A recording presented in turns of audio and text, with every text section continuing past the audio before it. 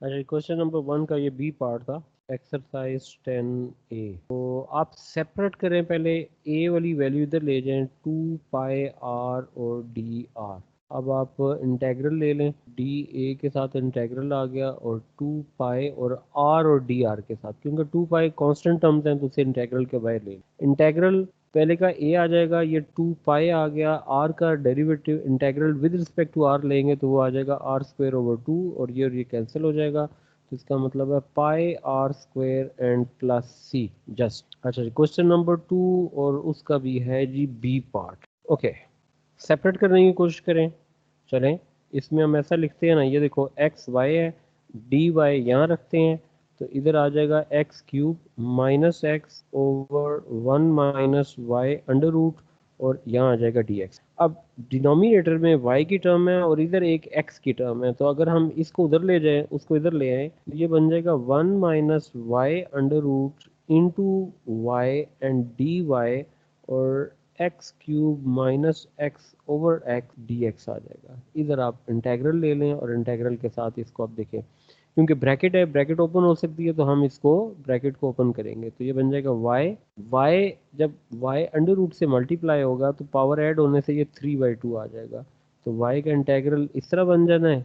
अच्छा, इधर क्या करेंगे, क्योंकि x डिवाइड हो रहा है, ऊपर एक से ज़्यादा टर्म्स हैं, तो डिवीजन में हम इसको सेपरेटली डिवाइड कर सकते हैं। देखें, x³ ओवर x और x ओवर x और dx कर चलें, यहाँ इंटेग्रल ले लेते हैं, तो ये बन जाएगा y²/2, ये आ जाएगा y3/2 प्लस 1 आएगा 5/2, and divided by 5/2 is equal to, क्योंकि x एक पावर से कैंसिल होके 2 रह जाएगा, तो एक स्टेप में इसे लिख लेते हैं x², ये आ जाएगा -1 और dx।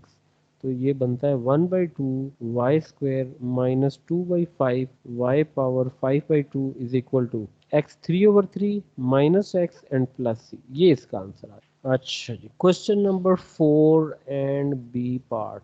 Gradient of the curve at the point is this. Gradient क्या होता है? कर्व के ऊपर डेरिवेटिव, यानी इसका मतलब है d y by d x is equal to 5y³ और x। सेपरेबल वैल्यू लगा दें तो ये आ जाएगा 1/y³ इंटू डी वाई, और यहाँ पे रह गया था 5x, इसको उधर ले जाएं तो ये बन जाएगा dx। ये लें, इंटेग्रल ले लें, ये ऊपर जाके -3 बनेगा तो +1 कर देंगे तो -2, और ये आ जाएगा 5x² over 2 और प्लस सी। तो -2 से मल्टीप्लाई कर दें, y -2 आएगा, ये -2 उधर जाएगा तो 2 से कैंसिल हो जाएगा, -5x² एंड -2c।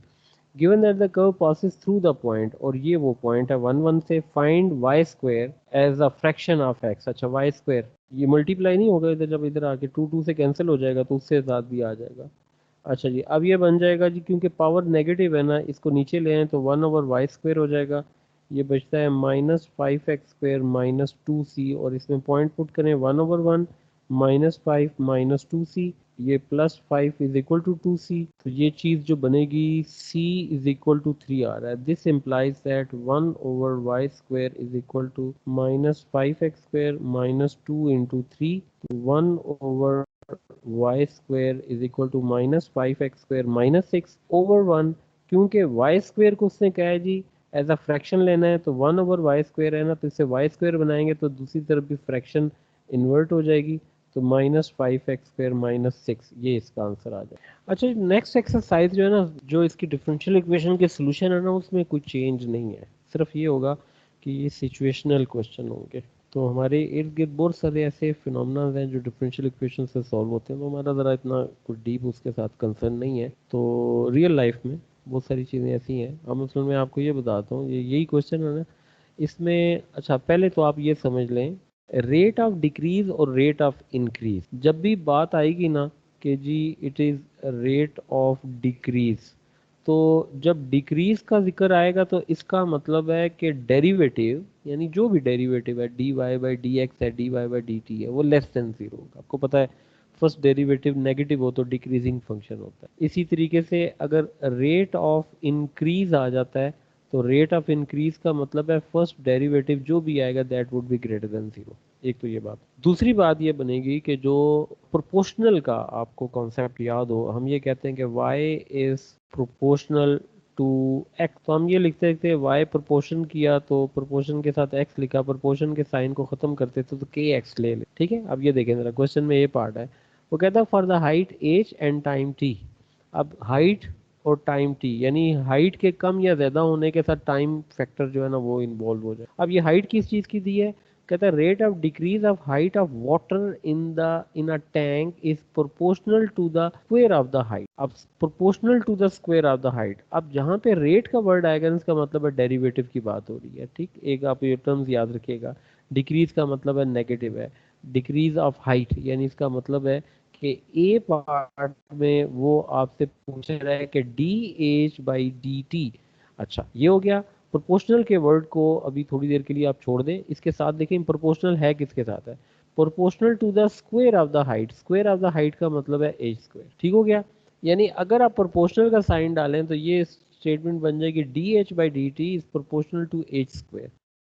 और इसमें जब प्रोपोर्शनल के साइन को खत्म किया जाएगा तो d h by d t is equal to constant of proportionality, normally we take it k, तो k time of h square. आगे सोल्यूशन उससे नहीं पूछा, वो सिंपल पहले कह रहा है जी कि आप लिखना सीख लें तो फिर आगे वो पूछेगा भी कि कैसे सॉल्व करना है। बी पार्ट पे आज वो कह रहा है for the number of infected cells n and the time, यानी infected cell n and the time, इसका मतलब ये हुआ टाइम के बढ़ने से number of infected cell increase कर रहे हैं या डिक्रीज कर रहे हैं। रेट ऑफ इंक्रीज का वर्ड आ गया और उसने कहा है कि जो इन्फेक्टेड सेल्स हैं उनको एन से रिप्रेजेंट किया था, यानी rate of increase in number of infected cells divided with time t is proportional to the number of infected cells। अच्छा, proportional to the number of infected, proportional यानी proportional खत्म करें के टाइम ऑफ n, बस ये इसका answer आ जाए। अच्छा इसके बाद आते हैं सी पार्ट पे, देखें जी सी पार्ट है for the velocity v and the time t the rate of decrease. अच्छा मैं एक चीज ऊपर मिस कर गया ना, ऊपर रेट ऑफ, पहला ए पार्ट क्या था, रेट ऑफ डिक्रीज, उसके साथ माइनस आना था, माइनस नहीं डाला। अच्छा सी में क्या आ रहा है, rate of decrease of velocity, यानी d v by d t is equal to, हाँ ये माइनस आएगा ना, ये माइनस एक्स और माइनस के टाइम ऑफ एक्स हो जाएगा। A part d v by d t है, rate of decrease of velocity of particle moving in a fluid is proportional to the product of v, is proportional to the product of v and v plus one, क्योंकि decrease हो रहा है minus आएगा और constant के साथ लगा दिया, ये आ जाएगा सी पार्ट। अब आ जाते हैं इसके बाद डी पार्ट पे, देखें जी डी पार्ट है volume v and the time, rate of the rate at which the oil is leaking from a engine is proportional to oil is leaking. देखो इसको इस तरह मैं पढ़ता हूँ, rate of oil is leaking, d leaking को देखते हैं कि किस सेंस में उसने कहा हुआ है, उसने क्या दिया वॉल्यूम, बिल्कुल सही है, ऑयल वॉल्यूम के फॉर्म में होता है ना, यानी जब लीक करेगा तो वॉल्यूम में चेंज आएगी ना, तो d v by d t वो कह रहा है is proportional to the volume of oil, यानी वॉल्यूम ऑफ ऑयल है proportional to the engine at that time, और उसने प्रोपोर्शनल का है और the rate of is leaking. अच्छा अब यहाँ पे आप देखें कि the rate at which the oil is leaking from the engine is proportional to the volume of oil in the engine at that time. Leaking है, डिक्रीज तो नहीं कर रहा ना, जिक्र लीकिंग का आ रहा है, तो ये के टाइम ऑफ वी आ रहा है। अच्छा इसी तरीके से ई पार्ट इसका देखें, अगर हम इसके ई पार्ट पे आते हैं तो ई पार्ट है the cost c and the time, the rate at which the cost of an item increases, यानी d c by d t is proportional to the cube of the cost of that time. तो इसका मतलब है this implies that d c by d t is equal to k time of c cube. ये आ गया जी k time of c cube आ गया। अब इसके बाद है जी एफ पार्ट है द स्पीड वी आ गई, खैर जी, और the rate of change of the speed of a skydiver just after jumps out of the plane is inversely proportional. अच्छा जी अब इनवर्सली प्रोपोर्शनल आ गया, तो इनवर्सली प्रोपोर्शनल का भी कॉन्सेप्ट बिल्कुल वैसे ही है जैसे हम पहले ओ लेवल्स में करते आए हैं कि the rate of change of speed यानी d v by d t is inversely proportional to the e power t by 2। तो ये आ रहा है e पावर t by 2 के साथ proportional to 1 over e power t by 2। Inversely हो जाएगा तो 1 ओवर लगा देंगे और और फिर जब हम इसके साथ इसको t/2 e⁻t/2 है, तो ये क्या बन जाएगा जब आप इसको ख़त्म करेंगे तो ये देखें, ये बनता है dv/dt is equal to k/e⁻t/2।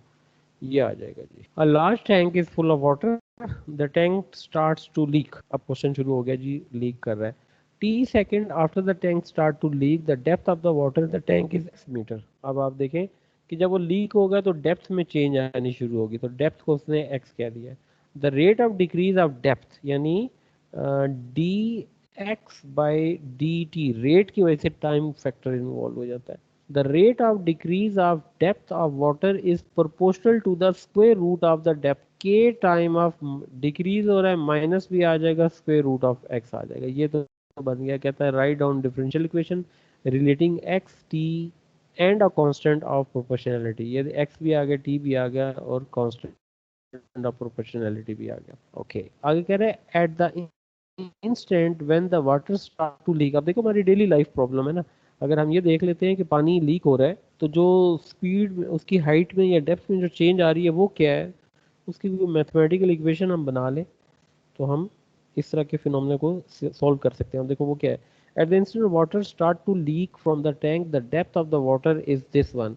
अच्छा, अब जरा सोचे, at the instant water start to leak यानी टाइम जीरो है, यानी इसका मतलब है एट स्टार्टिंग टाइम वो कह रहा है the depth of the water is, यानी उस टाइम जो डेप्थ ऑफ द वाटर थी, डेप्थ ऑफ द वाटर को एक्स का हुआ था, it is 6.25 meter, given that 120 seconds after the tank start to leak। अच्छा, अब दूसरी इंफॉर्मेशन है, अगर आफ्टर 120 सेकंड चेक करें the depth of the water, यानी ऐसी सूरत में डेप्थ 4 आ रही है। कहता है जी solve the differential equation expressing t in terms of x, यानी टी को इन टर्म्स ऑफ एक्स लेना है। तो डिफरेंशियल इक्वेशन है d x by d t है, तो एक्स वाली वैल्यू डी एक्स की वाली तरफ ले आए, डी आ जाएगा और ये माइनस हो जाएगा और के टी आ जाएगा। अब ये डी एक्स है और एक्स ये एक तरफ आ गया, ये इंटेग्रल ले लिया।